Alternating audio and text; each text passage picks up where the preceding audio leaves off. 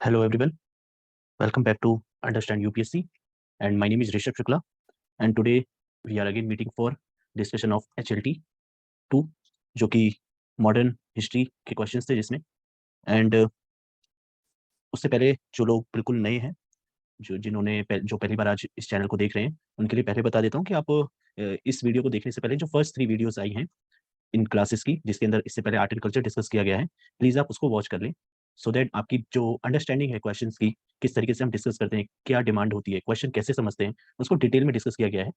और क्योंकि हर बार उस चीज को डिस्कस करने से क्या है कि वीडियोस की लेंथ काफी बड़ी हो जाती है और काफी बड़ी वीडियो हो जाती है। सो प्लीज आप लोग पहले देख लीजिए, वहां पे आप लोगों को ये चीजें समझ आएंगी कि इस डिस्कशन से आपको क्या सीखना है, कैसे आपको चीजें निकालनी है, राइट। अंडरस्टैंड द क्वेश्चन क्या होता है, अंडरस्टैंड द डिमांड क्या होता है, ये सारी चीजें आपकी शुरू के 3 वीडियोस में बढ़िया से डिस्कस किए गए हैं। ओके। एंड जो आज जो है हम अब डायरेक्टली जो है HLT 2 जो कि मॉडर्न हिस्ट्री का है, हम उसे डिस्कस करेंगे। एंड हमारी अप्रोच ये रहेगी कि हर बार जाकर के वो पुरानी चीज़ें की डिटेल में देखना, वो आज हम नहीं करने वाले हैं। हम फोकस करेंगे क्वेश्चन को समझने में उसी वक्त, एंड उसकी डिमांड क्या है, and I will also tell कि कहाँ पे कैसे प्रेजेंट किया जाता है किसी क्वेश्चन को, अपने कंटेंट को और किस तरीके से लिखना है। और थोड़ा बहुत जो है मैं आप लोगों को कंटेंट भी दे दूंगा कि इसके अंदर क्या क्या चीज़ें आएंगी। बाकी तो आप लोग पढ़ ही रहे हैं, अपने अकॉर्डिंग कंटेंट आप और ऐड करते रहिएगा। ठीक है, तो स्टार्ट करते हैं आज का सेशन। ओके, चलिए आज मैं क्वेश्चन नंबर 1 से 5 तक जो है डिस्कस करूंगा। तो ये है आपका HLT 2 जो कि 10 जुलाई को कंडक्ट किया गया था, एंड ये सिलेबस था आप लोगों का मॉडर्न हिस्ट्री का, और ये क्वेश्चंस थे। तो सर आज जो है हम क्वेश्चन नंबर 1, 2, 3, 4 एंड 5 जो कि 10 मार्कर क्वेश्चन है। ठीक है, now we come to the first question. ठीक है, चलिए first question is why did armies of British East India Company, mostly composed of Indian soldiers, win consistently against the more numerous and better equipped armies of then Indian rulers? Give reasons. ठीक है, कितने number का question है? 10 mark का question है। तो अभी क्या करना है इसमें हमें, सबसे पहले वही क्वेश्चन समझते हैं, एक बार हिंदी में ही पढ़ लेते हैं। क्या कह रहा है कि अधिकांश भारतीय सिपाहियों वाली ईस्ट इंडिया की सेना क्यों तत्कालीन भारतीय, उस समय जब भारतीय शासकों की संख्या बल जिसकी संख्या बहुत ज्यादा थी, ठीक है, और वह बेहतर सुसज्जित सेना भी थी, लेकिन उनके खिलाफ ये जीतते रहे, उसके कारण बताने। तो मेन फोकस क्या होगा बॉडी का, वो यही होगा कि हमें रीजंस बताने हैं। ठीक है, तो क्या रीजंस रहे थे कि जिसके कारण ब्रिटिश ईस्ट इंडिया कंपनी, जिसके अंदर इंडियन सोल्जर्स हुआ करते थे, वो जीतती रही जो प्रांत के जो डिफरेंट जो इंडियन रूलर्स थे उनके अगेंस्ट, उनकी सेनाओं के अगेंस्ट, जो कि जिनका नंबर भी ज्यादा था और उनके पास बेटर इक्विपमेंट्स भी थे। क्योंकि इनिशियल स्टेज पे तो ये जो ब्रिटिश ईस्ट इंडिया कंपनी थी, ये तो क्राउन नहीं थी ना उस वक्त, ब्रिटिश जो गवर्नमेंट थी वो नहीं थी, ये सिर्फ एक कंपनी थी। सिर्फ जैसे यहाँ पे हमारे यहाँ कंपनीज है ना, उस तरीके से ब्रिटेन के अंदर ये कंपनी हुआ करती थी। ठीक है, तो एक कंपनी के पास कितनी पावर होगी, लेकिन उसके बावजूद यहाँ की जो यहाँ के जो प्रांत हुआ करते थे, जो यहाँ पे जिनके राजा महाराजा हुआ करते थे, सब कुछ उनके पास हुआ करता था, उनके खिलाफ जीत गए ये लोग। तो वही पूछ रहा है, और एक बार नहीं जीते, लगातार जीते आए। तो उन्हीं का कारण पूछा गया है। ठीक है, तो हमें क्या है, कारण बताना है। ठीक है, तो अब बात आती है कि अच्छा इसका इंट्रोडक्शन कैसे होगा। ठीक है, तो इसका इंट्रोडक्शन आप कई तरीकों से दे सकते हैं। ठीक है, जैसे इसमें से कि जैसे जनरली क्या होता है कि आप हिस्ट्री का जब क्वेश्चन लिख रहे हैं, तो उसके अंदर कोशिश ये रहती है कि हम हिस्ट्री की तरह इसको एक पीरियड के रूप में आंसर दिखाएं। मतलब जो चीज़ हमें डिस्कस करनी है, ठीक है, उससे पहले क्या हुआ, कंक्लूजन में उसके बाद क्या हुआ, इन बॉडी में ये आता है। ठीक है, तो यहाँ पे क्या है कि ब्रिटिश ईस्ट इंडिया कंपनी जब आई तो उस टाइम की थोड़ी बहुत बातें बता सकते हो, क्या थी क्या नहीं है। ओके, जब उन्होंने राज्यों को हराना स्टार्ट किया, जैसे बैटल ऑफ प्लासी वगैरह के जरिए। ठीक है, तो वहां से आप शुरू कर सकते हो। हाउएवर यहाँ पे क्या है कि कुछ कीवर्ड्स हैं, वो दूसरा तरीके का इंट्रो है। ठीक है, जैसे दूसरा जैसे कीवर्ड क्या है यहाँ पे, most mostly composed of Indian soldiers win consistently against the more numerous and, तो ये आप दिखा सकते हो कि ब्रिटिश ईस्ट इंडिया कंपनी का कंपोजिशन क्या था, उनकी जो आर्मीज थी। ठीक है, एंड उसी इंट्रो के अंदर ये दिखा दो कि दूसरी आर्मीज कैसे इक्विप्ड थी, एग्जाम्पल मतलब कि इंट्रो में ही। तो क्या है कि एक थोड़ी सी इसका आइडिया लग जाता है कि इंट्रो की आप क्वेश्चन समझ पा रहे हो, वो इंट्रो में ही दिखा दोगे। ठीक है, तो अभी इंट्रो इंट्रो एक बार ट्राई करते हैं लिखने का। ठीक है, एंड बॉडी के अंदर आपको पता ही है कि बॉडी में हमें रीजंस देने हैं, और कंक्लूजन फिर कर लेंगे कि इन सब के बाद क्या होगा। ठीक है, ओके। सो आप लोग लिख सकते हो कि जैसे कि armies of British East India company, ठीक है, in which mostly Indian soldiers, ठीक है, mostly Indian soldiers employed in ratio of 6:1, that is Indian soldiers to British soldier, British East India Company soldiers. ठीक है, मतलब जो ब्रिटिश निवासी के थे या वहाँ के जो ब्रिटिश के जो लोग थे उनके पॉपुलेशन से, ठीक है, कि 6 इंडियन हुआ करते थे नहीं ब्रिटिशर्स। तो अभी इसको मैं क्या एड्रेस कर रहा हूँ, ये जो कंपोजिशन बोला है ना कि इंडियन सोल्जर्स की कंपोजिशन हुआ करती थी, तो वो चीज मैं थोड़ा दिखा रहा हूँ यहाँ आंसर के जरिए इंट्रोडक्शन में कि देखो ये था, ठीक है, तो ये कंपोजिशन बता दिया। एंड सेकंड पार्ट में क्या दिखाऊंगा कि आर्मी ऑफ टीपू सुल्तान, ठीक है, जो कि वन ऑफ बेस्ट आर्मी मानी जाती थी उस टाइम पे, ठीक है, मराठा अंपायर एंड रंजीत सिंह के अंदर जो पंजाब में थे, ठीक है, ये लोग वेल इक्विप्ड थे एंड इनके सोल्जर्स भी काफी ठीक ठाक थे, ठीक है, ज्यादा नंबर्स में थे, क्योंकि आप जनरली इनके नाम पढ़ते हैं, तो ये क्वेश्चन में ही दिख गया, आपके इंट्रोडक्शन में ही दिख गए ये पॉइंट्स, तो इससे क्या पता चलेगा कि आप क्वेश्चन समझ पा रहे हो जहां पे ये रेफर कर रहा है।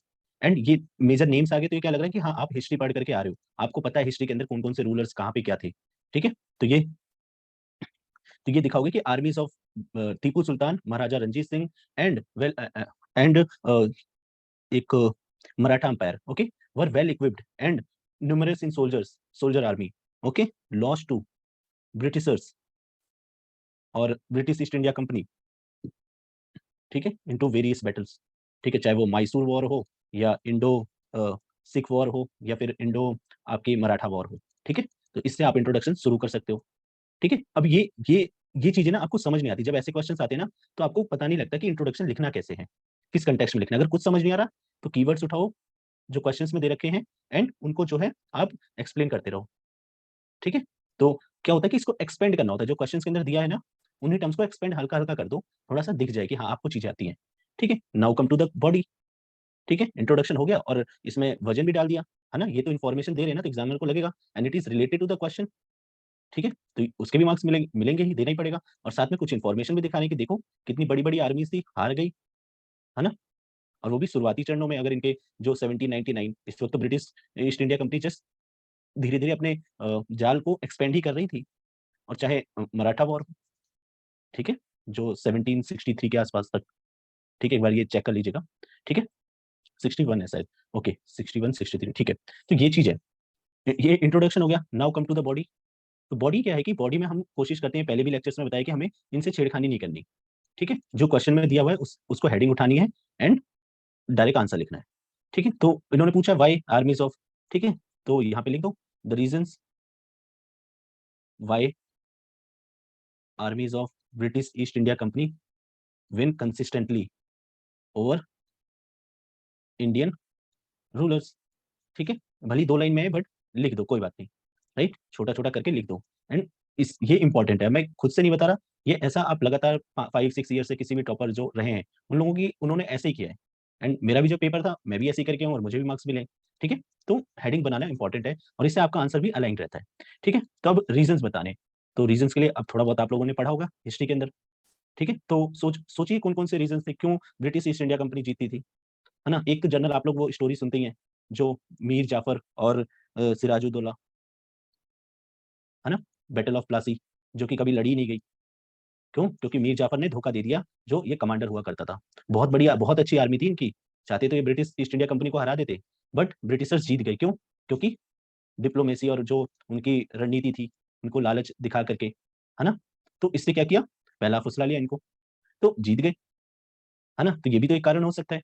दूसरा क्या था, और क्या सोचो, जो ब्रिटिश आर्मीज थी वो देखो ऑर्गेनाइज थी, वो लोग ऑलरेडी वहां पे लड़ रहे थे यूरोप के अंदर, तो ये बेहतर ऑर्गेनाइज थे, बेहतर इनके पास चीजें थी, ठीक है, चीजें इक्विपमेंट्स उतने नहीं थे, नंबर्स भी उतने नहीं थे, लेकिन ऑर्गेनाइजेशन डिसिप्लिन, ठीक है, इनकी ट्रेनिंग की जाती थी, ठीक है, प्रॉपर। एंड इनकी जो एम्प्लॉयमेंट, यहाँ पे ये as a profession as a employment recruit किए जाते थे और इनको ट्रेनिंग दी जाती थी ब्रिटिश आर्मी की, कि आप ब्रिटिशर्स के अंदर काम कर रहे हो, ठीक है। एंड जो है इनको सेंस ऑफ सिक्योरिटी हुआ करती थी एम्प्लॉयमेंट को लेकर के, कि अगर इनको कुछ लॉस भी हुआ तो इनकी फैमिलीज को दोबारा रिक्रूट कर लिया जाता था, ठीक है। ये कुछ कारण हो गए। और क्या था, एक और चीज यही था कि इनकी जो कमांडिंग थी, ठीक है, वो बहुत शानदार हुआ करती थी, सेंट्रलाइज हुआ करती थी, बिल्कुल गवर्नर्स अपॉइंटेड होते थे, एक जगह पे कोई दिक्कत आई तो हर जगह से फिर आर्मीज आ जाती थी हेल्प के लिए, राइट। और इनके फोर्टिफिकेशंस वगैरह अच्छे से कर रखा था इन्होंने। तो ये सब बातें जो है आपको यहाँ पे डिस्कस करनी थी, ठीक है। इसके अलावा जो इसके साथ साथ जो है इंडियंस की कुछ दिखा दो, कि इंडियन ये जो रूलर्स थे इनकी आर्मीज कैसे हुआ करती थी, ठीक है। ये क्या करते थे, जैसे आप लोगों ने पिंडारीज और कुछ साउथ में यहाँ पे ट्राइबल्स हुआ करते थे, जिनको मतलब कि टेम्परेरी वे में जब जरूरत पड़ती थी आर्मी वगैरह की तब इनको बुलाया जाता था, ठीक है, ऐसे ही पठान्स हुआ करते थे। ठीक है, सो यहाँ पे क्या है कि स्टैंडिंग आर्मी जो है बहुत कम हुआ करती थी इन रूलर्स के पास। ये लोग टेम्परेरी रखते थे कि अच्छा जब जरूरत पड़ेगी तो इनको बुला लेंगे एंड फिर लड़ने के लिए ये रहेंगे।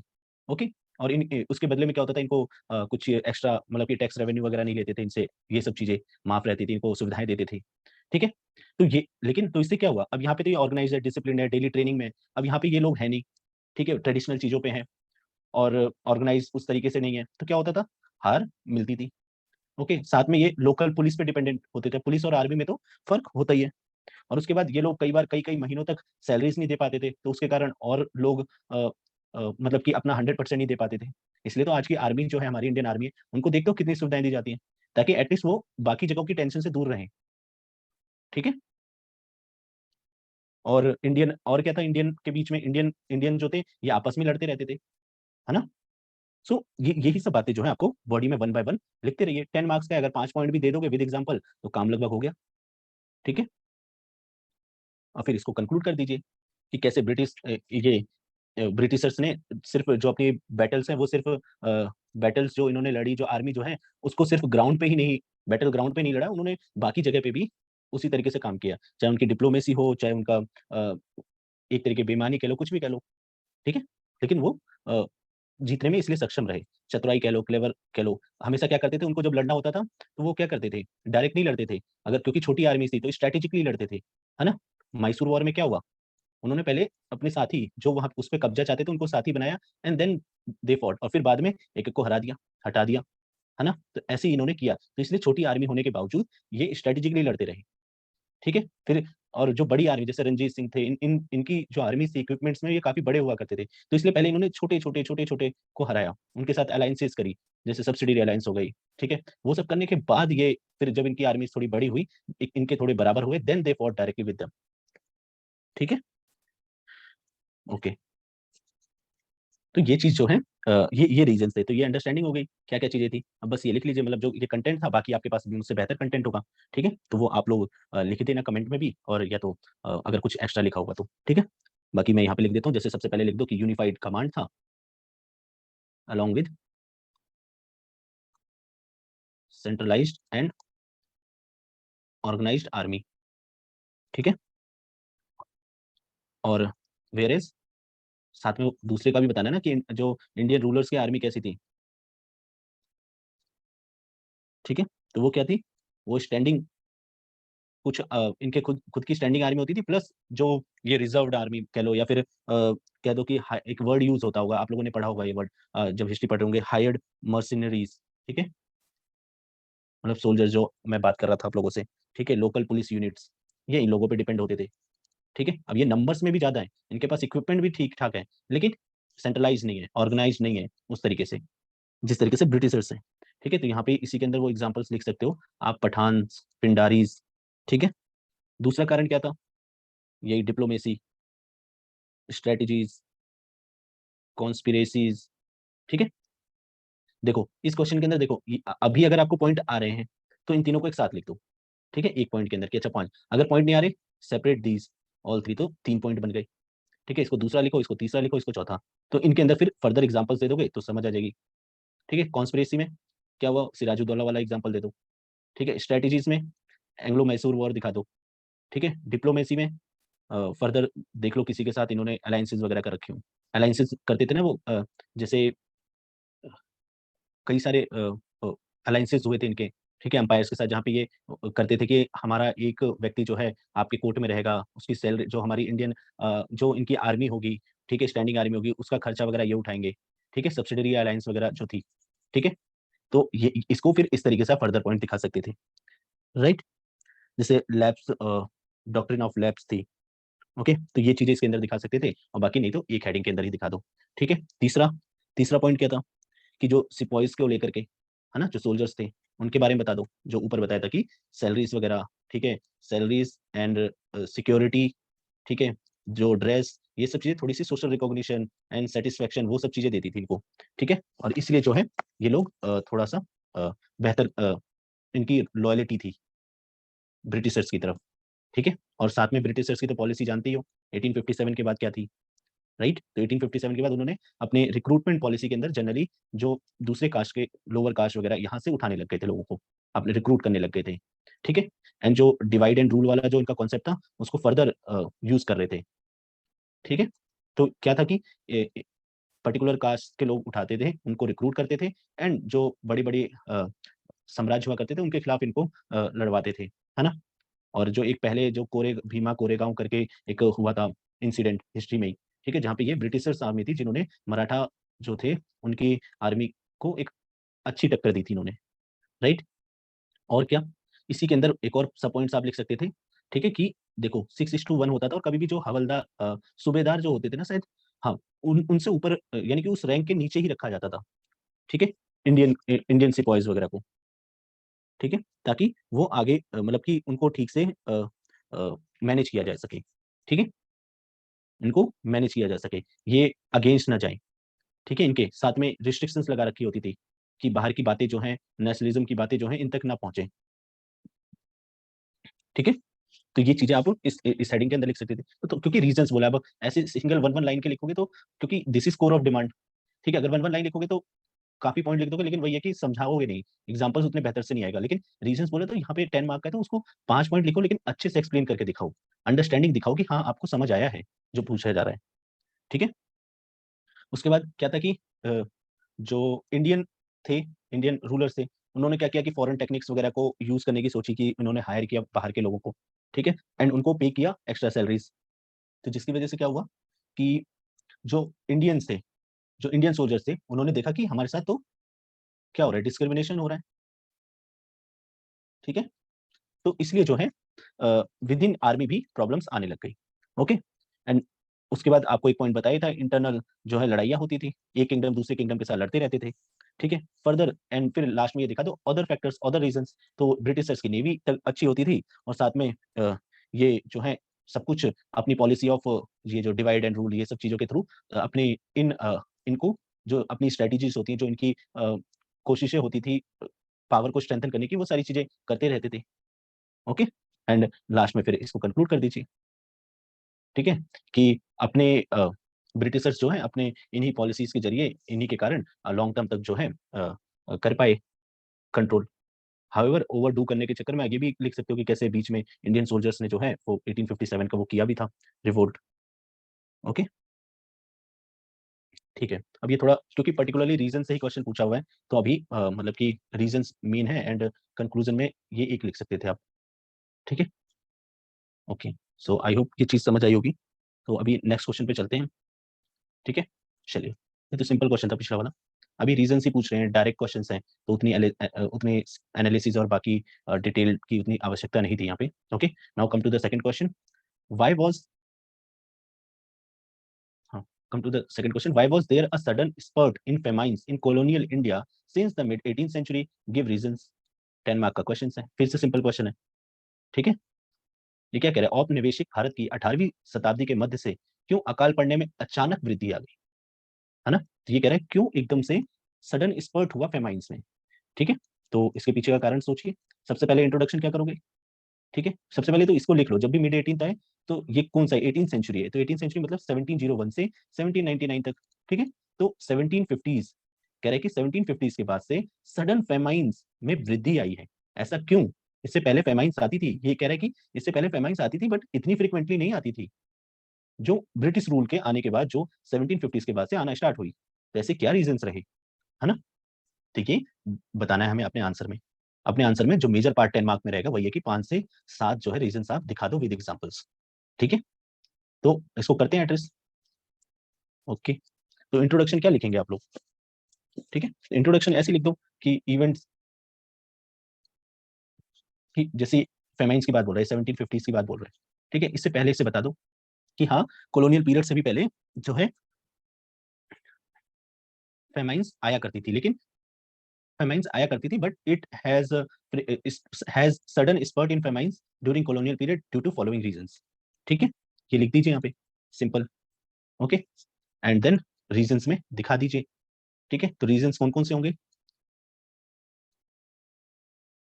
ठीक, सबसे पहला रीजन तो यही लिख दो कि ब्रिटिशर्स लैंड रेवेन्यू पॉलिसी।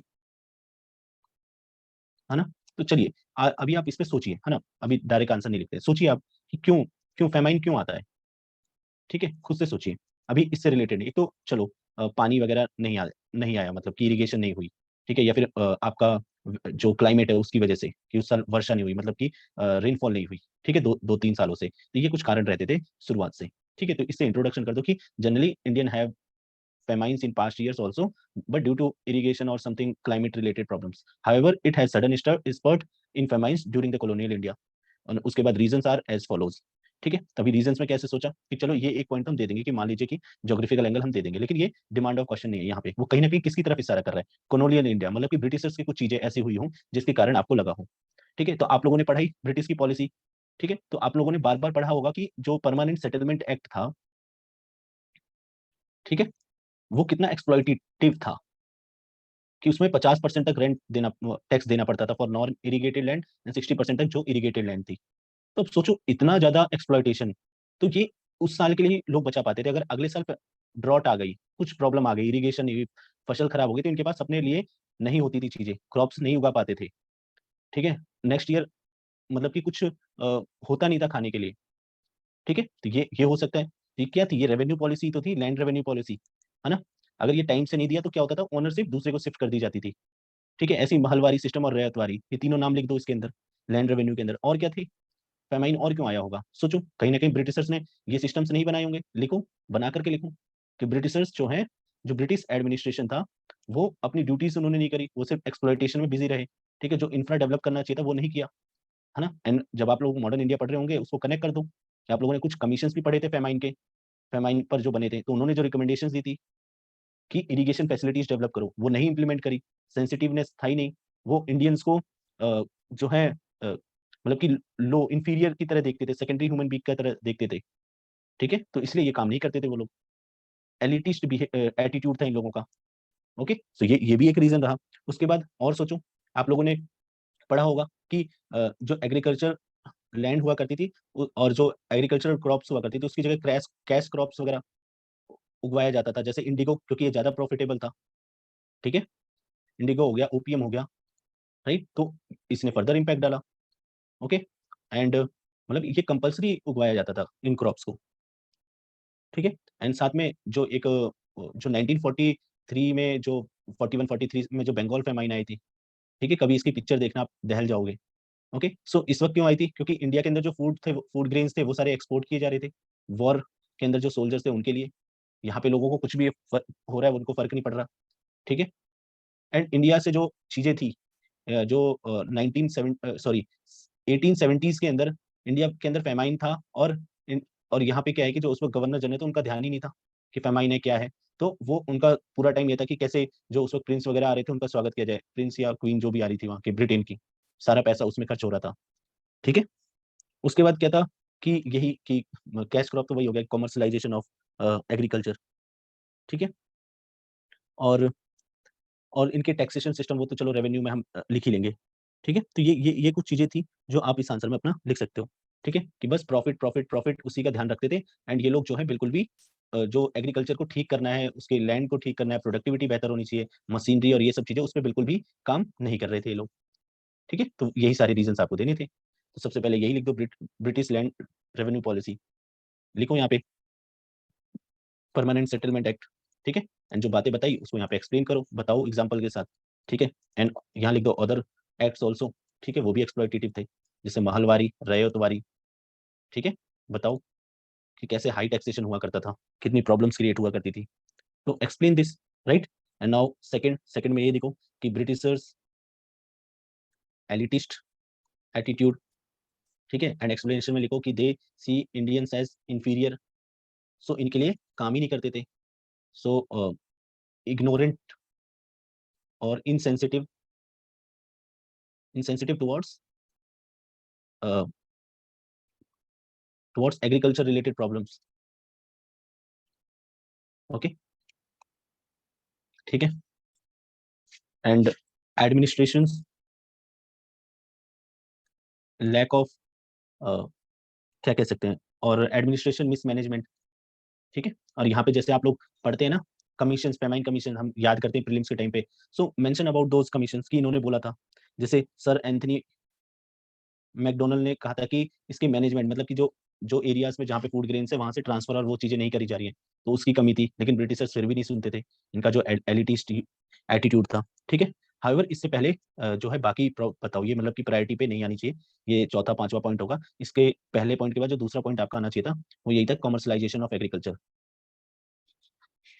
ठीक है, ये प्रीलिम्स के अंदर भी आया था एक बार ऐसी लाइन पे। ठीक है, तो यहाँ पे अभी हमें अपने आंसर में भी यही दिखा दो, कमर्शलाइजेशन ऑफ एग्रीकल्चर, वही कि कैश क्रॉप्स वगैरह उगाने लग गए, इसके ऊपर ज्यादा फोकस किया।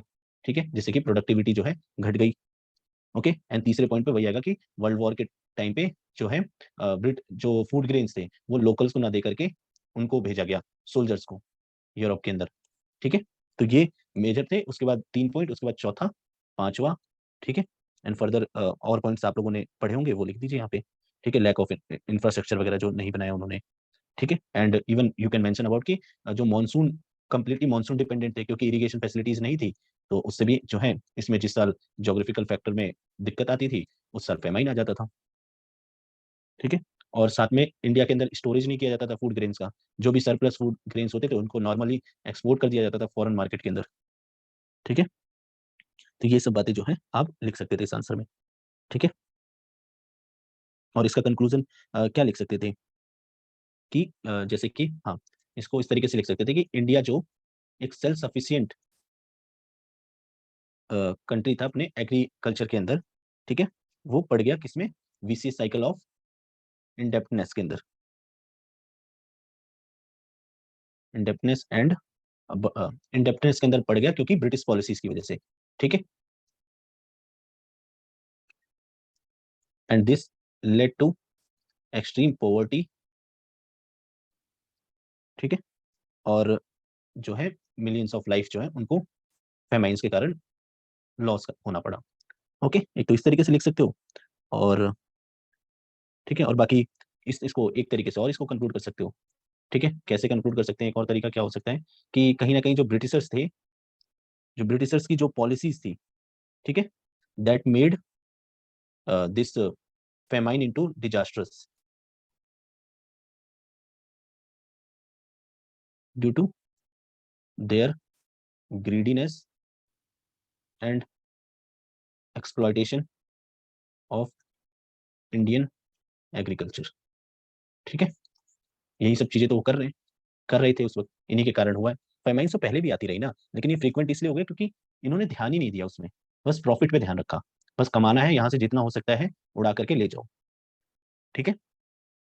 हम्म, ओके, और बाकी बीच बीच में जो है आप जो फेमा अब यहाँ पे एनरिचमेंट क्या क्या था, जो आप फेमाइन कमीशंस पढ़ते हो उनको यूज करो आंसर में कोई पॉइंट देने में कि देखो ये वाली पॉलिसीज नहीं इंप्लीमेंट करी, देखो ये ब्रिटिश की पॉलिसी थी जिसको बोला गया कि इसके कारण हुआ है।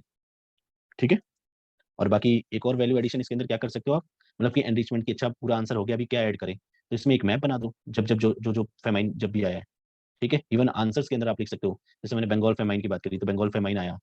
ठीक है, तो लिख दो यहाँ पे कि 1941 43। ठीक है, इस तरीके से 42 43। ओके, ऐसे ही 1870s के अंदर आया था।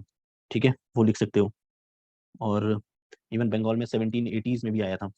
ओके, राजस्थान में 1869 में आया था, शायद ये वही वाला है। ठीक है, तो ये चीजें आप इस तरीके से दिखा सकते हो कंटेंट को अपने। ठीक है, और हाँ ये बात सही है कि अभी कुछ कुछ कंटेंट्स जो है आप लोग और अच्छे ऐड कर सकते हो यहाँ पे। ठीक है, okay, now we come to question number 3। अभी मैं देखो डिटेल में नहीं कर रहा, नहीं तो वही ये प्रॉब्लम वही आ जाएगी दोबारा से कि काफी टाइम लगने लगेगा हर क्वेश्चन के अंदर। तो इसलिए जो नए लोग हैं वो प्रीवियस वीडियोस को जरूर देख लें एक बार, तो उनको समझ आएगा कि हमें क्वेश्चन कैसे अप्रोच करना है। ठीक है, तो जैसे ये क्वेश्चन है कि in many ways Lord Dalhousie was the founder of modern India, elaborate. ठीक है, इलेबोरेट मतलब ये जो लिखा हुआ है, ठीक है, ये बहुत संक्षेप में लिखा गया है, एकदम ही एक लाइन में बता दिया है। इस चीज को इलेबोरेट मतलब कि इसको थोड़ा सा बढ़िया से समझा दो, व्याख्या कीजिए। ठीक है, वो स्कूल टाइम में होता था ना, 2-3 लाइनें लिखी होती थी पोएम की और आता था व्याख्या कीजिए, अब इसको समझा दीजिए डिटेल में। तो ये जो लिखा हुआ है इसको डिटेल में समझाना है। ठीक है, तो इसका मेन डिमांड जो है क्वेश्चन का वो यही है कि इसको इस वाली चीज को समझाना है, अच्छे से बता दो। ठीक है, उसके अलावा बाकी आपको लगता है कि फाउंडर ऑफ मॉडर्न इंडिया सच में थे या कुछ आपको और पर्सपेक्टिव देना है, तो वो आप कंक्लूजन में दिखा सकते हो। ठीक है, ओके, और इंट्रोडक्शन में क्या दिखाना होता है, जनरली जब भी हम बात कर रहे हैं जिस भी टाइम की, तो उनका टाइम पीरियड दे दो या उससे पहले की चीजें बता दो। ठीक है, तो वो आप यहाँ पे लिख सकते थे। हम्म, ठीक है। तो ये चीजें आप यहाँ पे लिख सकते थे कि मतलब यहाँ पे इंट्रोडक्शन किससे करना है हिस्ट्री के अंदर, कि इनका टाइम पीरियड डिस्कस करते हुए आप इंट्रोड्यूस करिए एंड इन मैनी वेज को फिर बताइए बॉडी के अंदर किस किस वेज में आपको लगता है कि लॉर्ड डलहौजी ने जो है वो उनको मॉडर्न फाउंडर कहा जा सकता है, उसके बारे में दिखाइए। ठीक है। तो आप लोगों ने पढ़ा होगा कि इन्हीं के टाइम के पीरियड पे आपको रेलवेज, ठीक है, पोस्टल सिस्टम, ठीक है, इंफ्रास्ट्रक्चर वगैरह देखने को मिलता है। इन्हीं के टाइम पे जो है एडमिनिस्ट्रेटिव, एजुकेशन, ठीक है, मिलिट्री रिफॉर्म, ओके, और क्या चीजें थी, ठीक है, इवन सोशल रिफॉर्म्स आपको देखने को मिलते हैं कई सारे। ठीक है। तो कहीं ना कहीं जो मॉडर्न टाइम में जो जो चीजें हो रही थी वो इनके टाइम पे काफी प्रोमिनेंट हो गई। ठीक है। इवन टेरिटोरियल एक्सपेंशन हुआ, जो आज इंडिया इतना बड़ा दिखता है, ठीक है, अंडर वन नेम। ठीक है। तो कहीं ना कहीं वो भी एक चीज है कि थोड़ा एक्सपेंड किया गया। जो पहले दिल्ली और कुछ ही जगह तक सीमित था, फिर बाकी जगह दूसरे प्रांत थे, प्रोविंसेस थी।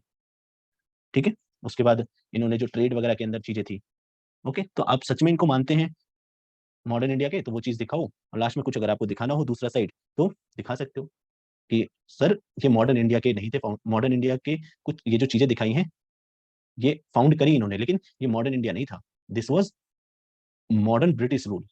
जो ब्रिटिश रूल थी उसके इंफ्रास्ट्रक्चर्स थे, उनकी जड़ें मजबूत करने के लिए ये मॉडर्न जो है मॉडर्न तरीका ढूंढा गया था। ठीक है। मॉडर्न कोलोनाइजेशन बोल सकते हो। ठीक है। उसकी स्थापना की जा रही थी। सेंट्रलाइजेशन ऑफ ब्रिटिश अंपायर, उसकी उसकी स्थापना की जा रही थी, उसका स्टेब्लिशमेंट किया जा रहा था। ठीक है। तो ये बोल सकते हो कैसे, बिल्कुल फ्री ट्रेड कर दिया। जो ये पॉलिसीज आपको लग रही है अच्छी अच्छी, ये सब तो इन्वेस्टमेंट पर्पज से लाया गया था। ठीक है। वो ब्रिटिशर्स को कहीं ना कहीं फायदा पहुंचाने के लिए पॉलिसीज लेकर के आए थे। ठीक है। तो ये चीजें आप मेंशन कर सकते थे इस आंसर में, लास्ट में एक साइड में। वैसे इसका मेन कोर जो चीज है वो यही है कि जो इन्होंने लिखा है उसको एक्सपेंड कर दीजिए कि लॉर्ड डलहौजी ने क्या क्या किया था। ठीक है। जिसके कारण उन्हें modern founder of modern India बोला जा रहा है। ठीक है। हाउएवर जो सेकंड पार्ट बोला है उससे क्या है कि आपका आंसर एनरिच हो जाएगा, बाकी लोगों से कैसे डिफरेंट होना है वो कर देगा। ठीक है।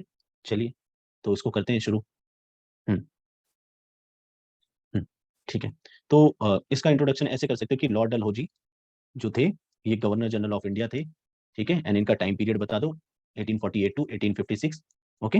एंड अंडर हिम वेरियस क्या कहते हैं, वेरियस रिफॉर्म्स डन। ठीक है। Which acted as foundation for modern India.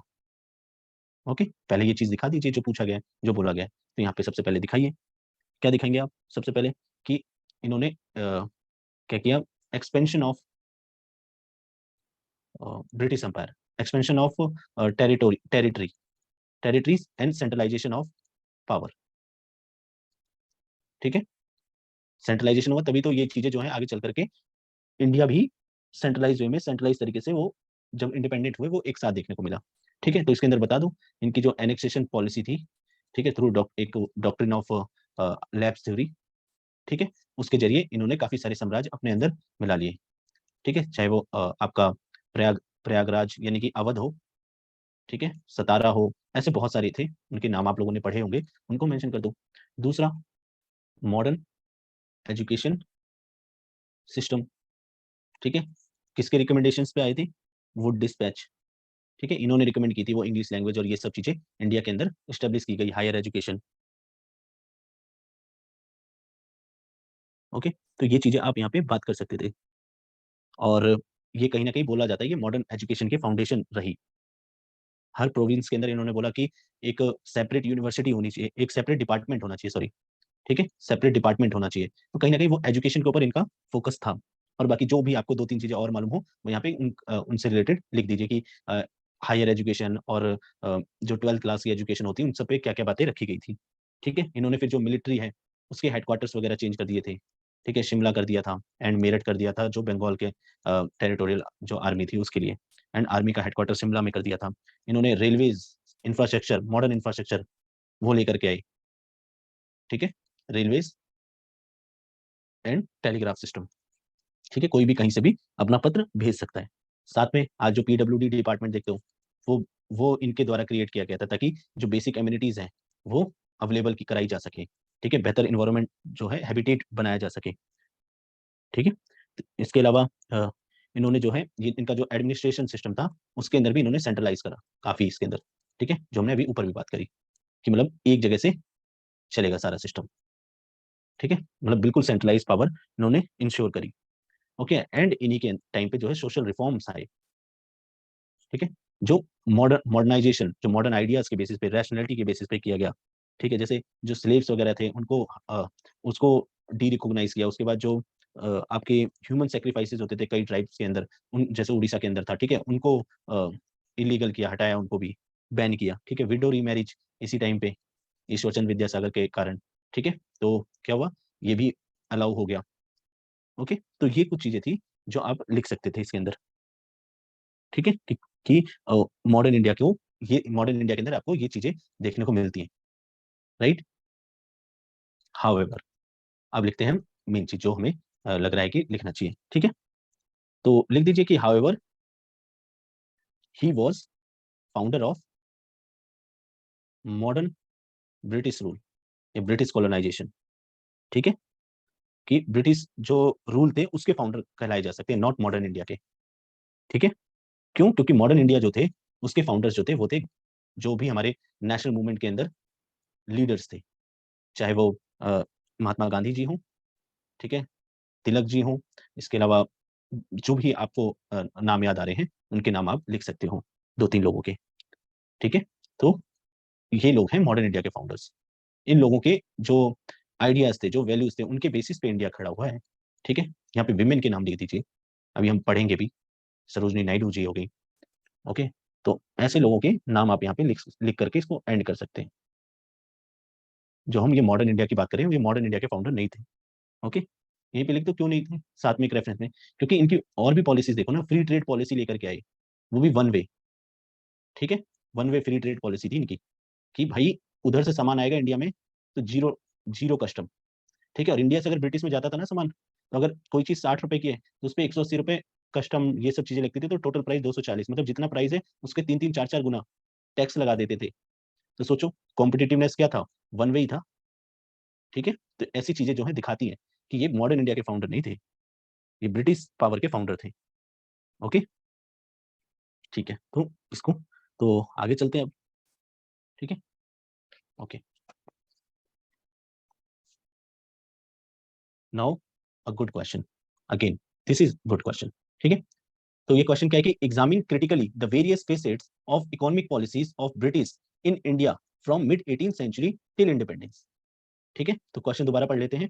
क्या कह रहे हैं कि 18वीं शताब्दी के मध्य से, 18वीं शताब्दी कितना हुआ, मिड 18th सेंचुरी बोल रहे हैं, तो 1750 से लेकर के 18वीं शताब्दी के मध्य से, मध्य मतलब 50s हो गया, से स्वतंत्रता प्राप्ति तक, मतलब कि 1947 तक भारत में अंग्रेजों की आर्थिक नीतियों के विभिन्न पहलुओं का आलोचनात्मक परीक्षण कीजिए। है ना, ये जो वेरियस फेसेट्स रहे हैं इकोनॉमिक पॉलिसीज ऑफ ब्रिटिश की इंडिया के अंदर, उसको क्रिटिकली एग्जामिन कीजिए। ठीक है, तो सोचिए, स्टार्ट करिए, कैसे करेंगे क्वेश्चन। सबसे पहले तो बताया आप लोगों को कि कैसे करना है प्रीवियस वीडियोस के अंदर। ठीक है, तो सोचिए इस क्वेश्चन का किस तरीके से करेंगे। ठीक है, तो देखो क्या कह रहे हैं, various facets of economic policies of British in India. ठीक है, सबसे पहले ये टर्म ले लीजिए, तो सोचिए इसके ऊपर क्या क्या है, अभी मत जाइए क्वेश्चन के अंदर क्या पूछा है, इसको इरेज कर दो।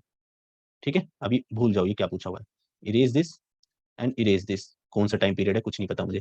ठीक है, तो इसने बोला है कि कौन various facets of economic policies of British in India, कौन कौन से फेसेट्स आपको देखने को मिले, कौन कौन से पहलू देखने को मिले इकोनॉमिक पॉलिसीज के, आर्थिक नीतियों के। तो अगर आप लोगों ने बिपिन चंद्रा पढ़ी होगी, जो उनकी बुक है हिस्ट्री की, ठीक है, अ, तो वहां पे आपको जनरली एक तीन फेज दिखते हैं। ठीक है, एक तो मर्केंटलिस्ट फेज दिखता है, एंड दूसरी आपको इंडस्ट्रियलिस्ट वाली फेज दिखता है, तीसरा आपका कैपिटलिस्ट वाली, फाइनेंशियल कैपिटलिज्म की। ठीक है, तो ये तीन फेज देखने को मिलते हैं, और इवन स्पेक्ट्रम के अंदर भी थोड़ा बहुत दे रखा है इससे रिलेटेड, मतलब अच्छा खासा दे रखा है।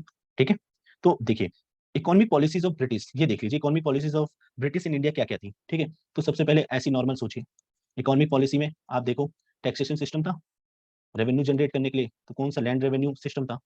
ठीक है, एक्सप्लॉइटेटिव था। ठीक है, एंड कमर्शियल जो था वो, मतलब कि थोड़ा उस तरीके से कमर्शलाइजेशन ऑफ इकोनॉमी, मतलब उस बिल्कुल उस लेवल पे थी, मतलब कि कंप्लीटली जो एक प्रॉफिट, एक सिर्फ प्रॉफिट देखा जा रहा था उसके अंदर, वैसे वैसी चीजें थी यहाँ पे। ठीक है, तो ये एक इकोनॉमिक पॉलिसी थी, इस तरीके से देखा गया। ठीक है, उसके बाद आप लोगों ने पढ़ा होगा कि इंडिया से इंडिया इंडिया से रॉ मटेरियल ले जाते थे, और इंडिया के अंदर आउटपुट जो इंडस्ट्रियल प्रोडक्ट होता था उसे सेल करते थे। और अभी 2 मिनट पहले मैंने आप लोगों को बताया कि वन वे इनकी ट्रेड पॉलिसी थी, है ना, आते वक्त तो जीरो ड्यूटी लगती है, यहाँ से ले जाते वक्त वो बहुत महंगा था। ठीक है। इंपोर्ट वगैरह जो रॉ मटेरियल तो उस पे नहीं लगाते थे, इंडिया के फिनिश प्रोडक्ट पे बहुत कस्टम वस्टम लगाते थे। ये भी पॉलिसी दिखी, तो कहीं ना कहीं जो इंडस्ट्रीज के टाइम पे, ठीक है। एंड तीसरी, रेलवेज वगैरह, आपको क्या लगता है इंडिया के अंदर ट्रांसपोर्टेशन बेहतर के लिए नहीं लगाया था? नहीं, ज्यादा दूर अंदर जो विलेजेस तक अपने प्रोडक्ट्स को, अपने जो टाउन्स तक अपने प्रोडक्ट्स को ले जाना और वहां से जो रॉ मटेरियल उसको लाने के लिए बेहतर अपने लिए किया था यार, ठीक है। बेटर टाइम मैनेजमेंट, मतलब टाइमली चीजें पहुंचे और वो फास्ट करने के लिए अपने ट्रेड को। तो ये जो ट्रेड किया गया, जो यहाँ पे चीजें आई थी, वो इन्वेस्टमेंट के रूप में आई। वहां से बड़े बड़े इंडस्ट्रीज थे जो ब्रिटेन के अंदर, उनको अट्रैक्ट किया गया कि आपको इतने परसेंट हम one of highest percent return देंगे। तो उसके चक्कर में यहाँ पे और एक्सप्लॉइटेशन होती थी, ठीक है। इंडियन रिसोर्सेज को, जो पेड़ वे ये थे, वो भारी मात्रा में डिफॉरेस्टेशन किया गया, ठीक है। तो ये इनकी मेजर 3 पॉलिसीज जो है देखने को मिलती हैं, राइट। और बाकी अगर आपने पढ़ा होगा तो इसको प्रॉपर एकदम दिखा सकते हैं अपने आंसर में, ओके।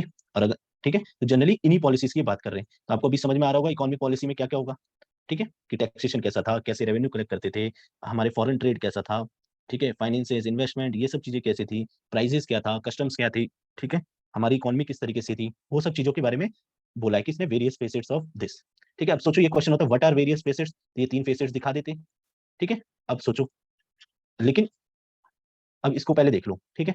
इस वाले पार्ट को पहले देखते हैं। अब क्या कह रहा है, from mid 18 century till independence. तो ये टाइम पीरियड भी लिख लिया अब आपने, ठीक है। तो इसे भी मिटा दो कि ये मिड 18 मतलब कि 1750 से लेकर के आपकी 1947 तक, ओके। नाउ अब क्या कह रहा है क्रिटिकली एग्जामिन, ओके। तो ये नहीं पूछ रहा है व्हाट आर, ये नहीं पूछा है इसने, इसने पूछा critically examine the various facets.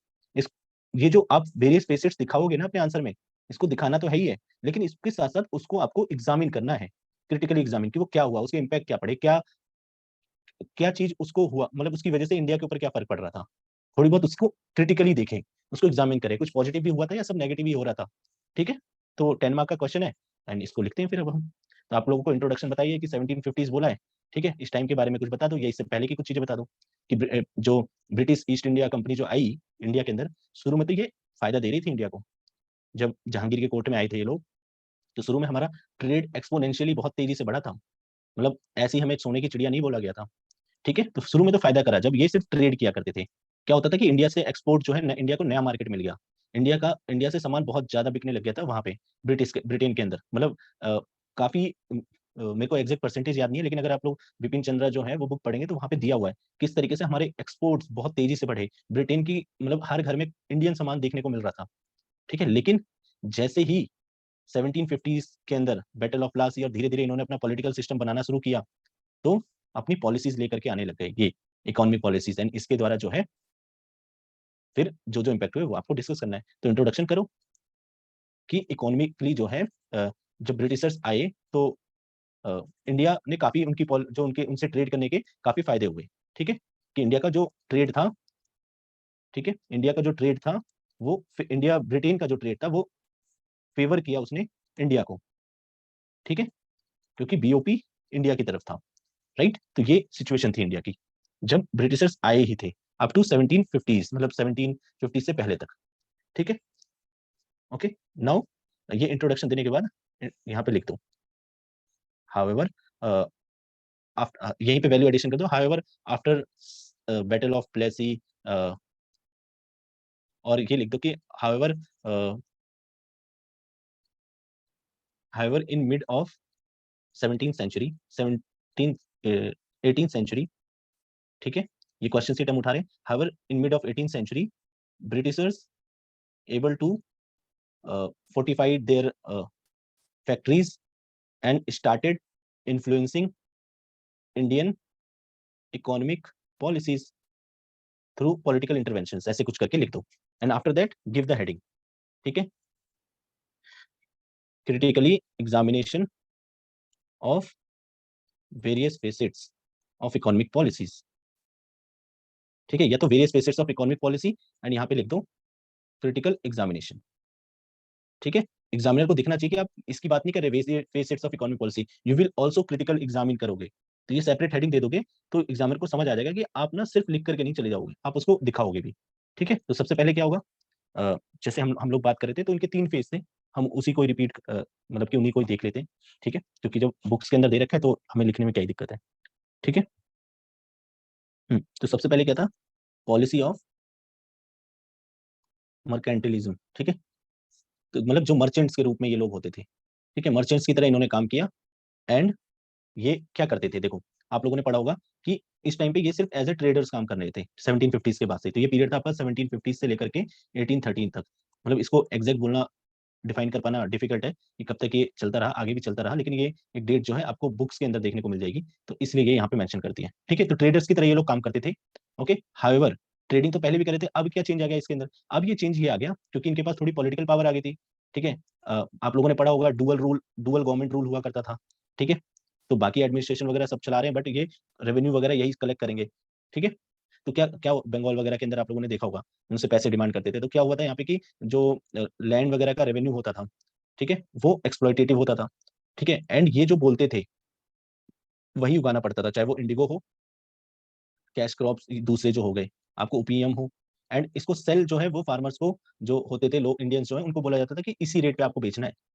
तो फायदा जो ओवरऑल जो ले रहे थे वो ये मिडल मैन जो ट्रेडर्स थे, ठीक है, वो ले रहे थे। ऐसा बताया जाता है कि जो ईस्ट इंडिया कंपनी का रॉबर्ट क्लाइव जो उस वक्त गवर्नर जनरल ऑफ बंगाल था, ठीक है, वो वो सिर्फ एक आर्मी कमांडर था, ठीक है। एंड जब वो दोबारा से जब चला गया ना इंडिया से, तो कहते हैं वो वन ऑफ रिचेस्ट पर्सन था वहां पे, इतना पैसा इंडिया से कमा के गया था वो। तो वो सब किसका पैसा था, कहाँ से पैसा वो आया था, वो ऐसी एक्सप्लॉइटेटिव मेजर्स के थ्रू आया था, ठीक है। यहाँ से सस्ता सामान लेते थे एंड सेल करते थे ब्रिटेन के अंदर, ठीक है।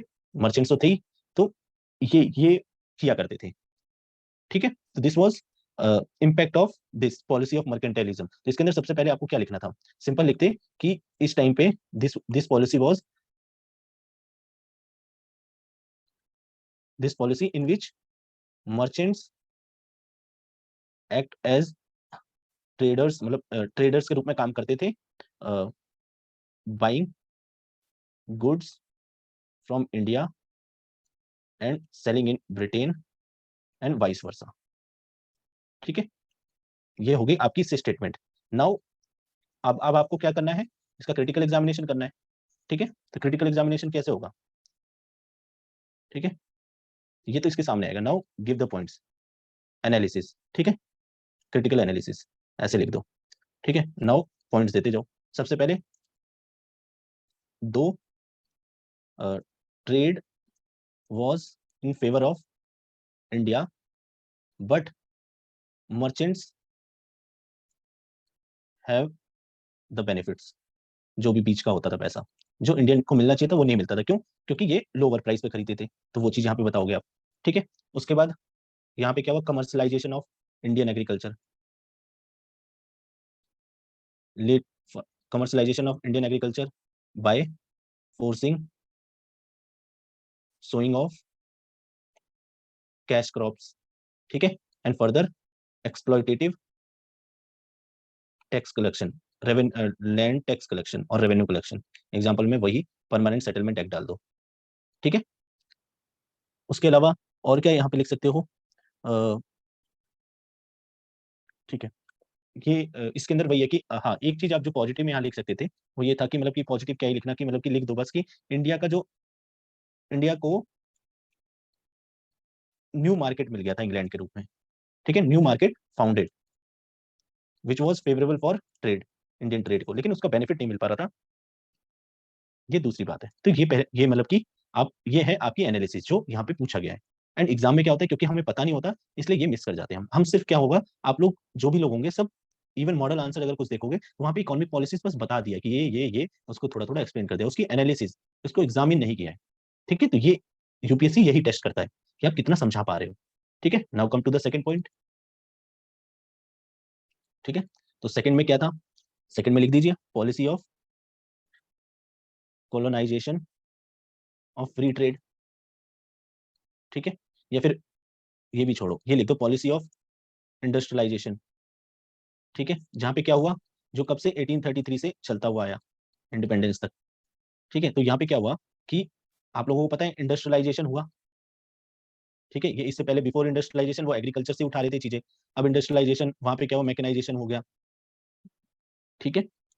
तो एक्सप्लेन कर दो कि इस पॉलिसी के अंदर क्या हुआ कि इंडस्ट्रियलाइजेशन हुआ, एंड जिसकी वजह से मैकेनिकल मतलब मशीन्स के थ्रू प्रोडक्ट्स बनाने लग गए, ओके। सो इसके अंदर क्या होता था कि दे जो ये ट्रेडर्स होते थे, they bring raw materials from India और इम्पोर्ट, सॉरी ब्रिंग नहीं, इम्पोर्ट यूज करो word, import raw material from India and export finished goods. Okay, तो ये हुआ। And now give the critical examination.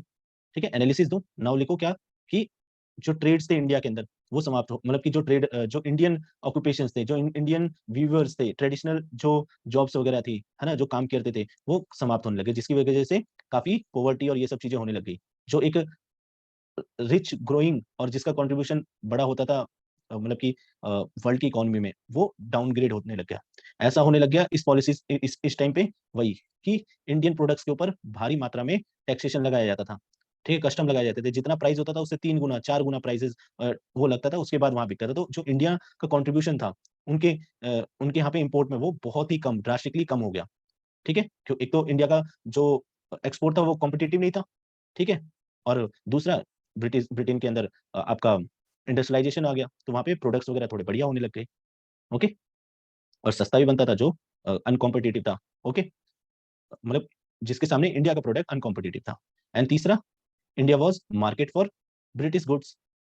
तो वहां से जो आता था जीरो ड्यूटी लगती थी, सस्ते में यहाँ बेचते थे। ठीक है, मार्केट थी इंडिया। तो यहाँ से बहुत, मतलब कि ऐसा बोला जाता है, ब्रिटिश का जो टोटल एक्सपोर्ट होता था ना, उसका 12 से 13% इंडिया के अंदर आता था, सिर्फ इंडिया के अंदर, जो उनके बाकी कॉलोनीज थे। ठीक है, ओके। और ये यही कुछ चीजें आप यहाँ पे मेंशन कर सकते हो। उसके अलावा तीसरी चीज लिख दीजिए फिर, 10 मार्कर का ही है। ठीक है, तीसरे में वही लिखो कि जो फाइनेंशियल कैपिटलिज्म पॉलिसी। ठीक है, तो इसके अंदर क्या था, इसे एक्सप्लेन कर दो कि in this British power try to bring investment in India to build infrastructure for more trade, deep area तक ट्रेड हो सके। ठीक है, तो इन्वेस्टमेंट से मंगाते थे वहां के बिजनेसमैन से कि रेलवे के अंदर कर दो, तो इसको थोड़ा सा एक्सप्लेन कर दो, एंड देन एनालाइज इट, है ना, कि इसकी वजह से क्या हुआ कि और डीपर ट्रेड कर पा रहे थे ये लोग। ठीक है, हाउएवर ये भी दिखाओ कि फिर इंडियंस के लिए ये एक तरीके, जो इंडियन जो बिजनेसमैन थे या इंडियन जो लोग थे, उनके लिए भी ये बेहतर हो गया। उनके लिए कहीं ना कहीं रेलवेज वगैरह हेल्पफुल रहे, कि वो लोग भी मतलब आ जा सकते थे, उनकी कनेक्टिविटी बेहतर हुई। ठीक है, और जो लोगों को थोड़ा समझ आने लग गया इनकी चीजों, इनकी पॉलिसीज को लेकर के। ओके, सो ये आप इस तरीके से मतलब की चीजें लिख सकते थे अपने तीनों। और बाकी अब आते हैं हम कंक्लूजन पे। ठीक है, तो कंक्लूजन में क्या लिखना है? ठीक है, एक कंक्लूजन में आप ये लिख सकते हो कि बिकॉज ऑफ देयर पॉलिसीज, जो इंडिया मिड, मतलब कि ऐसे लिख सकते हो कि इंडिया जो 1700 में, मतलब कि जैसे स्टार्टिंग में, जो वर्ल्ड के 25% जो ट्रेड, सोचो कितना बड़ा नंबर है। आज भी इंडिया सिर्फ 2 से 3% वर्ल्ड ट्रेड में अपना कंट्रीब्यूशन रखता है, उस टाइम पे 25% था कंट्रीब्यूशन। ठीक है, वो रिड्यूस होकर के कितना आ गया था 1947 में, जब इंडिया इंडिपेंडेंट हुआ था, 4%। And this was result of British policies, economic policies, जो भारत को एक गरीब देश बना दिया था इन्होंने। ठीक है, और आज ही में एक पोस्ट में कहीं पे देख रहा था, वहां पे दिखाया था कि Britain is around $3 trillion economy and India 3.4। ये 1991, मतलब कि ऐसे कंपैरिजन करके दिखाया कि पहले इंडिया 1991 में बहुत कम था ब्रिटेन से, now we are very high. So सोचो, तो वही है कि दिन आते हैं। ठीक है, एंड इसके अंदर वो सब भी लिख सकते थे। ठीक है, ड्रेन ऑफ वेल्थ, है ना, एनालिसिस के अंदर, क्रिटिकल एग्जामिनेशन के अंदर वो सब चीजें दिखा सकते हो कि इसके थ्रू ड्रेन ऑफ वेल्थ हुआ, इंडियंस को और गरीब बना दिया गया। ठीक है, ओके, सो ये इस तरीके से आपको एनालिसिस देनी थी जो इस क्वेश्चन में। बाकी अगर आपको कुछ और आइडिया लग रहा है तो इस ये खत्म, जब ये चीज आप एड्रेस कर दो, उसके बाद कोई एक, अगर आपको कुछ इसके अलावा इंडिया का पर्सपेक्टिव कुछ दिखाना है तो वो आप दिखा सकते हो। वो आपके एक्सप्रेशन पे उतना छोड़ती है यूपीएससी कि आप, मतलब कि इंट्रोडक्शन आपका एप्ट होना चाहिए, बॉडी एक पेज हो गया, एंड नाउ सेकंड पेज पे यहाँ तक आपके पॉइंट्स आएंगे। उसके बाद ये वाला स्पेस, क्वेश्चन से रिलेटेड अगर आपको और कुछ समझ आ रहा है तो वो भी लिख सकते हो। ठीक है, जैसे मैंने शो किया कि देखो इंडिया के अंदर इतना ट्रेड हुआ करता था और अब ऐसा हो गया है। ठीक है, तो वो चीज बाकी यहाँ पे वो भी लिख सकते हो, जैसे जो क्या नाम था उनका, दादा भाई नारोजी, उन्होंने ड्रेन ऑफ वेल्थ के बारे में बताया कि ब्रिटिशर्स जो है अपनी इन पॉलिसीज के कारण ड्रेन ऑफ वेल्थ कर रहे हैं, जिसके कारण इंडिया पुअर हो गया, पोवर्टी में चला गया। ठीक है, ओके, चलिए अगले क्वेश्चन पे। ठीक है, चलिए आज का लास्ट क्वेश्चन है ये, काफी टाइम लग रहा है, हो गया है, कोई नहीं, कर लेते हैं। ठीक है, अच्छा क्वेश्चन है ये भी, गुड क्वेश्चन। ठीक है, तो देखो, defying the barriers of age, gender, religion, the Indian women became the torch bearer during the struggle for freedom in India, discuss. 10 marker है। आयु, लिंग तथा धर्म के बंधनों से मुक्त होकर भारतीय महिलाएं भारत के स्वतंत्रता संग्राम, ओके, अच्छा स्वाधीनता, ओके, फ्रीडम है, ओके ठीक है, स्वतंत्रता होगा ना, स्वाधीनता, स्वतंत्रता, ठीक है, में अग्रणी बनी रही विवेचना कीजिए। ठीक है, तो हमें डिस्कस करना है किसके बारे में, विमेन के बारे में, कि विमेन का रोल क्या रहा फ्रीडम स्ट्रगल के अंदर, उसके बारे में थोड़ा दिखा दो। ठीक है, डिस्पाइट कि उनको बैरियर्स थे उनके लाइफ में, एज का, जेंडर का, रिलीजन का, है ना, जेंडर उनका देख करके स्टीरियोटाइप थी सोसाइटी में कि दे रिस्ट्रिक्ट टू हाउस, है ना, हाउस के बाहर नहीं, उनको लो समझा जाता था, उनको कमजोर समझा जाता था, इमोशनल समझा जाता था, बस बच्चों की देखरेख कर सकते हैं, नेशनल मूवमेंट में पार्टिसिपेट नहीं कर सकते, रिफॉर्म्स नहीं ला सकते, ब्रिटिशर्स के खिलाफ नहीं लड़ सकते, रिलीजियस आपके बैरियर्स हुआ करते थे कि महिलाओं को घूंघट रखना है, उनको पर्टिकुलर एज पे उनकी शादी कर देनी है, एंड उनको बस अप टू शादी एंड उसके बाद सर्व टू हर हस्बैंड, ठीक है, यहाँ तक रोक दिया जाता था। ठीक है, ट्रेडिशन तो यही था, लेकिन ये सब होने के बावजूद विमेन जो है टॉर्च बियरर रही। ठीक है, रास्ता दिखाने वाले रहे, किसको, freedom for struggle for freedom in India को लेकर के। ठीक है, तो यही आपको दिखाना है कि आपको कहाँ कहाँ ऐसा लग रहा है, ऐसे कौन कौन सी चीजें आपको दिखी कि वो ऐसा दिखा कि जहाँ पे विमेन जो है उन्होंने इनको इन बैरियर्स को तोड़ करके, इनको हटा करके वो फ्रीडम स्ट्रगल जो था इंडिया का उसमें उन्होंने पार्ट लिया। ठीक है, उसको डिस्कस करना है। ठीक है, तो इसमें एक पार्ट में आप दिखा दीजिए, बट मतलब जितने हो सकते हैं, दूसरे पार्ट में दिखाओ कि ये सब होने के बावजूद भी देखा जाए तो विमेन का उस तरीके से रोल मतलब कि नहीं नाम लिया जाता, किसी बड़ी लीडर्स या उनका, उनकी चीजें ऐसे दिखाई नहीं जाती। ठीक है, इवन जो सोशल रिफॉर्म्स जस्ट इंडिपेंडेंस के बाद में आना चाहिए था सोसाइटीज में, वो नहीं हुआ पूरा।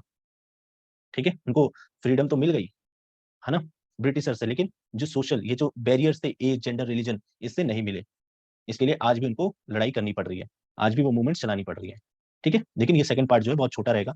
ठीक है, कि जस्ट दिखाने के लिए, अच्छा वो डिस्कस लिखा है तो उसको एड्रेस कर देते हैं। ठीक है, जैसे कि ये आपके 2 पेज हैं, 10 मार्कर में 2 पेजेस मिलते हैं। ठीक है, यहाँ इंट्रोडक्शन आ गया, पहली हेडिंग आ गई। ठीक है, अभी इसके अंदर एक चीज और बताता हूँ मैं। ठीक है, एंड नाउ यहाँ पे जो दूसरा पार्ट है कि हाउएवर जो चीजें नहीं हो पाई, एंड यहाँ पे कंक्लूजन। ठीक है, चलिए इस तरीके से आपको फटाफट अपने दिमाग में बना लेने। Okay, now we come to the जो इसकी स्ट्रक्चरिंग है वो किस किस तरीके से हो सकती है। ठीक है, देखो आप ऐसे दिखा सकते हो, इसके अंदर जो कंटेंट है कि डिफाइंग बैरियर्स ऑफ एज। ठीक है, उसके अंदर 1 पॉइंट 2 पॉइंट दिखा दो कि ऐसे कौन कौन से मूवमेंट्स के अंदर महिलाओं ने अपने एज, मतलब कि एक दिखा दो बिल्कुल यंग, एक दिखा दो कि अच्छा एजेड जो थे उन्होंने कोई एज देखने को नहीं मिली, हर एज के लोग आपको इस क्वेश्चन इस टाइम पे देखने को मिला है। ठीक है, फ्रीडम ऑफ जो मूवमेंट थी उसके अंदर पार्टिसिपेट किया है। देन नेक्स्ट दिखा दो जेंडर। ठीक है, जहाँ पे स्टीरियोटाइप तोड़ा, रानी झांसी, है ना, कौन सोचता था कि बैटल ग्राउंड पे लड़ सकते हैं, करके दिखाया। ठीक है, कौन सोचता था कि जेल में बंद रहेंगे कई कई साल, कई कई महीने, है ना, सरोजनी नायडू जी, इवन जो कस्तूरबा गांधी जी हैं वो भी जेल गए थे। ठीक है, तो ये तो जेंडर जो स्टीरियोटाइप थे उनसे अलग थे, उनको ब्रेक डाउन किया है। एंड उसके बाद रिलीजन, है ना, ऐसे जैसे कई सारे, जैसे रिलीजन हिंदुइज्म हो गया या इस्लाम हो गया, पारसी हो गए, वहां पे विमेन को अलाउड नहीं था पॉलिटिकल पार्टिसिपेशन, ये सब चीजों को लेकर के। लेकिन विमेन आई आगे आकर के, उन्होंने विमेन राइट्स के लिए काम किया, वोटिंग राइट्स मांगे, जो बाकी विमेन थे उनको अवेयर किया, एंड एक मास मूवमेंट क्रिएट किया। ठीक है, मास मूवमेंट, नहीं तो क्या था, अभी तक सिर्फ 50% लोग थे मेन जो फ्रीडम स्ट्रगल, तभी भी तो आधे बाकी थे, उनको जागृत किया, वो लोग उठ करके आए एंड नेशनल मूवमेंट को बहुत बढ़िया तरीके से हेल्प करी। चाहे वो बरदोली सत्याग्रह हो, या कतमनी गांगुली का पहला स्पीच हो, पहली महिला जो ग्रेजुएट हुई और इंडियन नेशनल कांग्रेस की जो मीट थी उसके अंदर उन्होंने भाषण दिया। ठीक है, चाहे वो आपके जिन्होंने रेडियो चलाया था, क्या नाम था उनका, वो उषा मेहता। ठीक है, उस क्विट इंडिया मूवमेंट के अंदर रेडियो चलाना, अंडरग्राउंड रेडियो चलाना। ठीक है, इवन आपकी एक जिनको 1930s के अंदर क्या नाम था उनका, नाम भूल रहा हूँ मैं, लेकिन उन्होंने काफी बहादुरी का दिखाया काम, है ना, जल्दी बहादुरी की वर्ड जो है आपको वुमेन के टाइम, वुमेन से रिलेटेड उस वक्त नहीं देखने को मिलता था। ठीक है, उन्होंने जैसे कदम्बिनी करके उनका कुछ नाम था। ठीक है, भी याद आ जाएगा। ओके, ऐसी सोशल रिफॉर्म किए गए। ठीक है, नेशनल मूवमेंट को जब 1916 के टाइम पे जब कुछ नहीं हो रहा था, सब कांग्रेस अलग हो गई, और जस्ट खिलाफत मूवमेंट से पहले, ठीक है, उस वक्त एनी बेसेंट आई, उन्होंने कितना लीड किया। ठीक है, तो जैसे होम रूल लीग उन्होंने लीड करी, राइट। तो ऐसे ही जो है इन इन सब की बातें जो है आपको करनी थी। ओके, ठीक है, ठीक है। एक तो ये हो गया आपका। ओके, इस तरीके से आप एड्रेस कर सकते थे अपने आंसर को, राइट। लेकिन यहाँ पे वही है कि अभी एग्जांपल्स इतने सारे अपने पास होंगे नहीं कि अच्छा एज वाइज उनकी एज बताओ। रेदर मैं क्या करूंगा, इसको एक हेडिंग बनाऊंगा, ये define barrier of age gender religion Indian women become torch bearer during, ठीक है। And now I will start mentioning, ठीक है, फ्रॉम 1857, ठीक है। फिर जो जो इवेंट वाइज में बात करूंगा, 1857 का जो रिवोल्ट हुआ उस टाइम पे, ठीक है। फिर अप टू 1900 तक जो जो थोड़े बहुत जो रहे कांग्रेस के जस्ट फॉर्मेशन के टाइम पे, या जो सोशल रिफॉर्म्स वगैरह में थे अवेयरनेस करने में। उसके बाद स्वदेशी मूवमेंट के टाइम पे, ठीक है। उसके बाद नॉन कॉपरेशन मूवमेंट के टाइम पे, सिविल डिसोबीडियंस मूवमेंट के टाइम पे, एंड उसके बाद जो है क्विट इंडिया मूवमेंट के टाइम पे, ठीक है। तो ये इस तरीके से मैं जो अलग अलग नाम होंगे उनको, उनके द्वारा जो है आंसर को करता हुआ जाऊंगा कि कैसे देखो उन्होंने कितनी सारी मुश्किलों को दूर करते हुए ये इंप्लीमेंट किया, ठीक है। चलिए फिर लिख लेते हैं इसे फटाफट।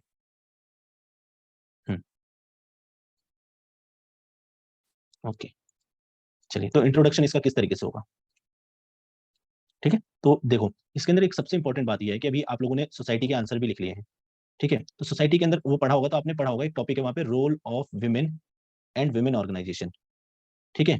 एंड ये सोसाइटी एंड हिस्ट्री के अंदर क्या दे रखा है टॉपिक में, हिस्ट्री के अंदर दे रखा है कॉन्ट्रीब्यूशन फ्रॉम डिफरेंट लोग इन फ्रीडम स्ट्रगल, ठीक है। एंड तो अब क्या करा है, इन दोनों क्वेश्चन को कहीं ना कहीं मुझे लगता है कि मैच कर दिया है, ठीक है। क्या हुआ यहाँ पे, role of women in freedom struggle, ठीक है।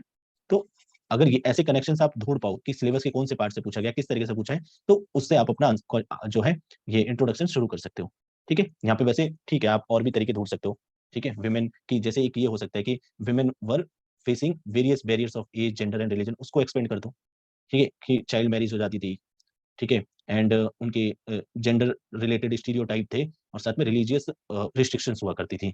ओके, थोड़ा सा ये जो जो चीजें थी उनके बारे में दो दो लाइनें लिख, दो दो फ्रेज लिख करके इंट्रोड्यूस कर सकते हो, ठीक है।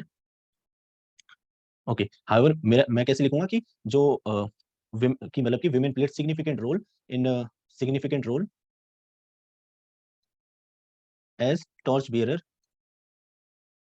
इन इंडियन नेशनल मूवमेंट, ठीक है, from first war of independence, है ना।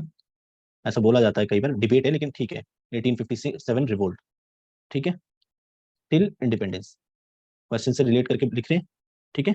Despite many challenges on basis of religion, gender and age, ठीक है।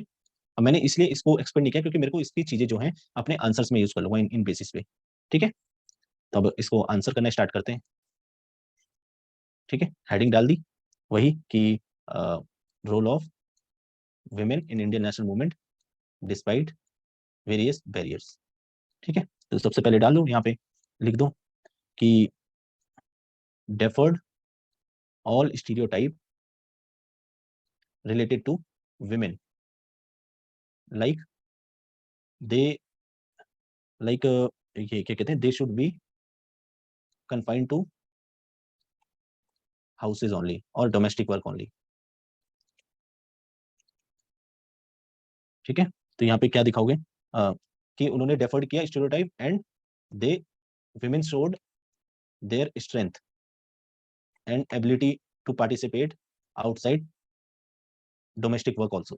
तो एग्जांपल में कौन आता है यहाँ पे दिखाते हैं रानी झांसी, रानी ऑफ झांसी लक्ष्मीबाई, है ना। 1857 में उनका कंट्रीब्यूशन, साथ में एक हजरत महल, इनका भी नाम आप पढ़ते हैं, हजरत महल बेगम, राइट, लखनऊ में इन्होंने भी पार्टिसिपेट किया था, ठीक है। ऐसी एक बहादुरी का वही कि वो इस तरीके से नाम था, मैं अभी पूरी तरीके से याद नहीं कर पा रहा हूँ, लेकिन इनका भी कहीं ना कहीं इन्होंने भी कंट्रीब्यूट किया था 1931 के टाइम पे। लेकिन ठीक है, इनका नाम बाद में यूज कर लेंगे जब उस इवेंट को डिस्कस करेंगे, क्योंकि हमारा एम क्या है कि हम इवेंट वाइज अपनी चीजें डिस्कस करते चले, ठीक है। उसके बाद दूसरा पीरियड 1890 के अंदर जो इंडियन नेशनल कांग्रेस की मीट हुई थी, उस टाइम पे कदम्बनी गांगुली जो है, उन्होंने जो समाज की स्टीरियोटाइप था, ठीक है, उसको ब्रेक किया कि एजुकेशन में विमेन के लिए नहीं है। लेकिन उन्होंने फर्स्ट ग्रेजुएट थी वो कैलकाटा यूनिवर्सिटी से, एंड उन्होंने सिंबल किया कि women have equal participation in national movement, क्योंकि उन्होंने भी वहां जाके, नहीं तो कांग्रेस के अंदर सिर्फ मैन वगैरह ही थे उस वक्त। ठीक है, फर्दर, ठीक है, फर्दर पॉइंट्स लिख लेते हैं, जगह नहीं बच रही, एक सेकेंड, छोटा छोटा लिखेंगे तो हो जाएगा। ठीक है, एक सेकेंड बस। ठीक है, उसके बाद क्या लिखेंगे कि विमेन जो है उन्होंने क्या किया कि मास मूवमेंट बनाने में हेल्प करी। ठीक है, मास मूवमेंट क्रिएट करने में हेल्प करी, क्योंकि यही तो थे ना इंडियन के गुप्तचर, इंडियन के जो मतलब कि मैसेज पासिंग थी, ठीक है, वो विमेन्स के थ्रू ही की जाती थी ना। देवर कहीं ना कहीं जो सोल्जर्स थे इंडियन नेशनल मूवमेंट के, वो यही लोग थे। इंफॉर्मेशन जो पहुंचानी होती थी, ठीक है, जो चीजें मैन नहीं कर सकते थे, वो ये लोग करके दिखाते थे। तो इसलिए मास मूवमेंट के अंदर ये एक बहुत इंपॉर्टेंट रोल प्ले करने वाले थे। ठीक है, इसलिए इनको टॉर्च बेरर बोला गया। तो क्या हुआ कि विमेन को एजुकेट किया गया, इनको सेल्फ वर्थ दिखाई गई कि नहीं तुम लोग भी कर सकते हो। राइट, तो किसके द्वारा कराया गया? तो ये एक स्वर्ण कुमारी देवी थी, उन्होंने। ठीक है, तो इसलिए क्या होता है कि जब भी प्रिपेयर कर रहे हो मॉडर्न इंडिया, तो कुछ नाम याद करके रखो, चाहे विमेन हो, चाहे कुछ पॉलिटिकल लीडर्स हो, तो उससे क्या है कि आपका आंसर लगता है कि आप पढ़ कर आए हुए हो। ठीक है, जैसे इन्होंने लेडीज सोसाइटी फॉर्म करी थी कोलकाता के अंदर। ठीक है, 1882 में, तो इन्होंने काफी काम किया एजुकेशन को लेकर के। ठीक है, और ऐसी एक भारत स्त्री मंडल था, सल्ला देवी चौधरानी ने बनाया था। ठीक है, तो उससे क्या हुआ कि जो रिलीजन के अंदर कनेक्ट करो, रिलीजन के अंदर जो कास्ट बेस पे डिस्क्रिमिनेशन था, उसको एंड करने की कोशिश करी। क्यों? क्योंकि ये जो सरला देवी जी ने जो बनाया था ये ग्रुप, ठीक है, भारत स्त्री मंडल, भारत स्त्री मंडल, ठीक है, इसके अंदर हर कास्ट की जो है, हर किसी भी रिलीजन से जो है, उन वुमेन को एक साथ लाने की कोशिश की गई, यूनिटी लाने की कोशिश की गई। ठीक है, तो ये जो है आप इसको लिख सकते हैं। फिर टॉक अबाउट कि under various national movement role of women. ठीक है, दिखा दो कि स्वदेशी मूवमेंट के अंदर वुमेन का पार्टिसिपेशन। ठीक है, उन्होंने जो है कैसे घरों घरों से कपड़े वगैरह जो है वो दिए, जो विदेशी थे उनको जलाने के लिए, उनका पार्टिसिपेशन कहीं ना कहीं एटलीस्ट फर्स्ट टाइम थोड़ा देखने को मिला पब्लिकली। ठीक है, तो वो चीजें लिख सकते हो। उसके बाद बरदोली सत्याग्रह हुई। ठीक है, वहां पे वुमेन का पार्टिसिपेशन रहा खूब ज्यादा। ओके, उसके बाद इसके बाद 1916-17 के अंदर वही एनी बेसेंट जी का, तो क्या वो पॉलिटिकल रीऑर्गन मतलब पॉलिटिकल यूनिफिकेशन करने की कोशिश की गई। तो यहाँ पे तो विमेन ही लेड कर रही है ना। ठीक है, इसके बाद अनसया साराभाई, ठीक है, रॉकेट बॉयज के अंदर आप लोगों ने देखा होगा कैसे इन्होंने टेक्सटाइल मिल्स के जो लोग थे, लेबर जो थे, उनके वेलफेयर के लिए काम किया। वो जो लेबर मूवमेंट थी उसको लेड करा, एंड 1920s में यूनियन बनाने में भी हेल्प करी। ठीक है, ऐसी प्रीति लता वाडेकर जो 1930s के अंदर सिविल मतलब कि वो एक रेवोल्यूशनरी ग्रुप होता था ना अमर्त्य सेन के अंदर, तो उसके अंदर ये लोग थे, प्रीति लता वाडेकर एंड कल्पना दत्त। इनकी बहादुरी देखो। ठीक है, बम वगैरह लेकर के गए थे ब्रिटिशर्स को दिखाने के लिए कि ठीक है।